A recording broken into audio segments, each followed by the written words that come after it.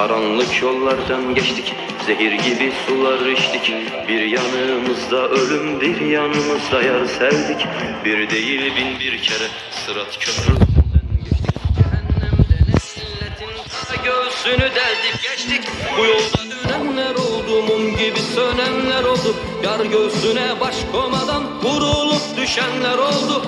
Bu yolda dönenler oldu, mum gibi sönenler oldu. Yar göğsüne baş koymadan vurulup düşenler oldu.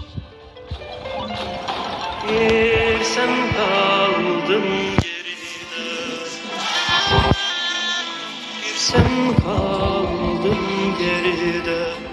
Akıp gidiyor hayat, yüreğim anlıyor seni. Artık susma yorgun demokrat. Ah akıp gidiyor hayat, yüreğim anlıyor seni. Artık susma yorgun demokrat.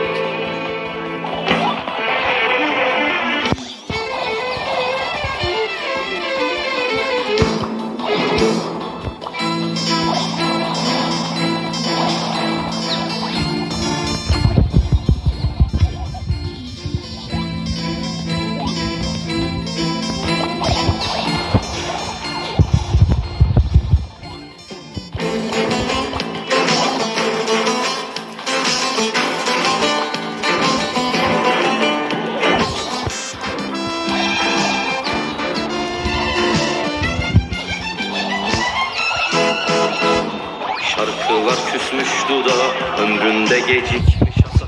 Karışmış çoluk çocuğa, geçim derdinde demokrat. İçlenir hatırladıkça izlerini o günlerin. Düşe kalka bata çıka yaşadığı o depremin. Bu yolda dönenler oldu, mum gibi sönenler oldu. Yar göğsüne baş koymadan vurulup düşenler oldu. Bu yolda dönenler oldu, mum gibi sönen.